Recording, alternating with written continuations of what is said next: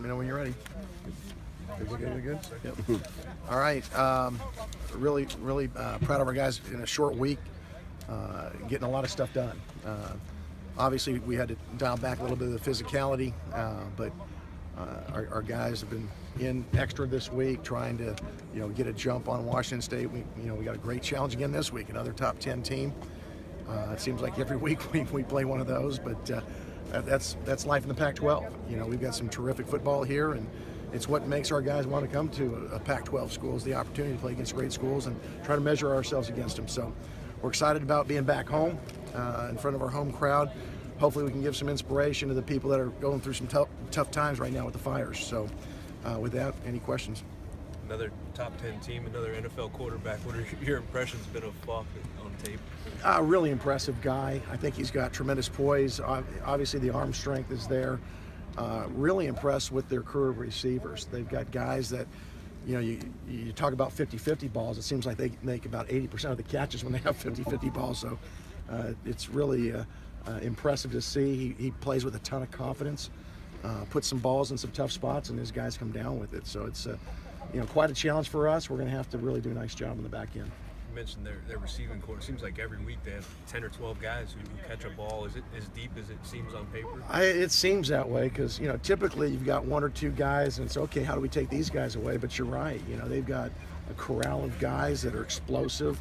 They're going to get the ball out of his hands a lot of times early, so you worry about, are we going to, pressure them, and then you waste guys, and then as soon as you don't, they take their shots. And it's really important for us, I think, to change the tempo on Falk and try to hopefully, have him think a little bit after the ball snapped. How do you change? I mean, obviously on offense, you can snap the ball quicker. How does changing tempo work on defense? Well, changing tempo for us is changing that clock in a quarterback's head.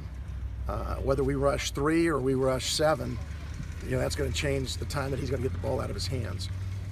A lot of times what they'll do is it's all predetermined. It's get on the ball quick. So you got to be judicious on when you're trying to do it, and the spot of the field and the down distance situation.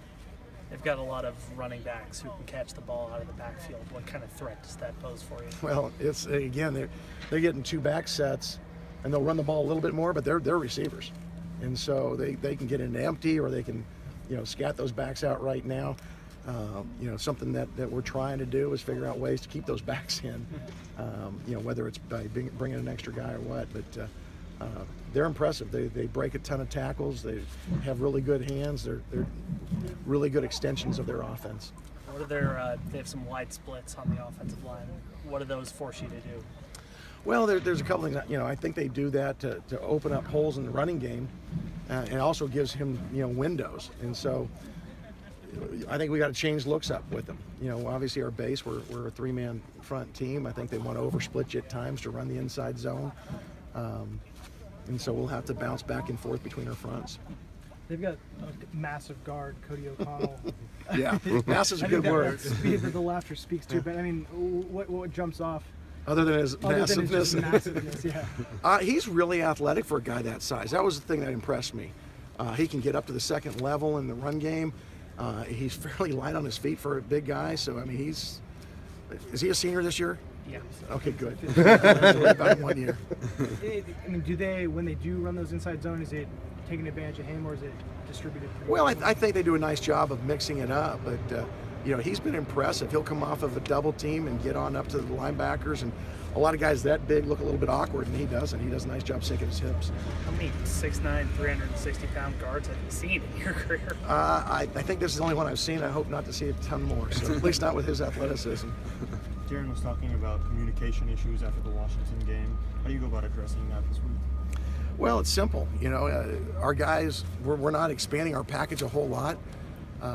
When you deal with tempo, and we go against it every day in practice, you've got to be able to get lined up, communicate what the call needs to be, whatever adjustments we have to play off of it, and get ready to go. What happens is when you get on your heels a little bit, if you've given up a play or two or a first down, guys start wondering what happened that last play, and they can't focus. It's about training our guys to forget the last play. Let's train on our eyes on this play, and let's get it communicated quickly and effectively. Coach was saying after Saturday's game that he thought he'd learned so much about the team in the next 48 hours. What have they shown you, or what have you learned from them this week as they've prepped? Well, I'll tell you, I really like the work ethic of this group.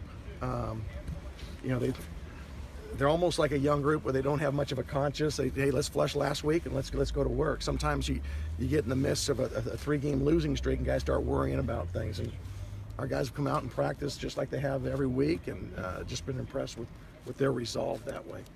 What has Darius Allensworth done to kind of work his way into more reps? Well, you know, it's about production. Early on, some of the younger guys were performing better than him, and they've hit kind of a little bit of a plateau. So he's earned more reps, and he's made some plays when he's had the opportunity, and that's ultimately what it's all about is who's going to make the play in a game situation. And the fact that he's been in game situations, I think, gives him confidence that he can do that. Some guys just have a knack. I mean, he was Johnny on the spot last week. Are you encouraged at least a little bit that obviously Washington State throws the ball a lot, and arguably the deepest part of your defense is your back end, and they haven't really gotten a chance to do much the last 2 weeks? Is that a little bit encouraging? I don't know. You know, when you play one of the top teams in the country offensively, you know, they run a very difficult scheme. You know, it's like one of those careful what you wish for things, you know, because they do a tremendous job, and then they run the ball just enough to keep you honest. And so you can't just totally sell out and play coverage. You've got to, you know, at least on early downs, be able to defend the run and pass. And, you know, we're going to put some stress on guys, and we just got to mix up who we're going to put the stress on. You know, sometimes we're going to, you know, roll a coverage to a guy to help him, and other times he's going to have to pony up and be on his own. How much has Darius shown you this year that, you know, there's some guys who, if they got beat out for a spot, that would pout or feel sorry for themselves, but he seems to keep fighting. Yeah, no, that's a great point. When you come in as a new staff and there's a senior who started, you know, a year or two before, when he finds out that maybe he's not starting early in the year, they can easily go in the tank and become a cancer. I know Coach Alexander's talked to him about that, and he has responded in a great way. Never saw that from him. He's a guy that kept on working. You know, we've talked to him about, hey, you never know when you get that shot again. Keep practicing like you're a starter. He did, and he's getting the opportunities because we're constantly evaluating, and nobody inherits a position. It's about productivity. All right. Thanks.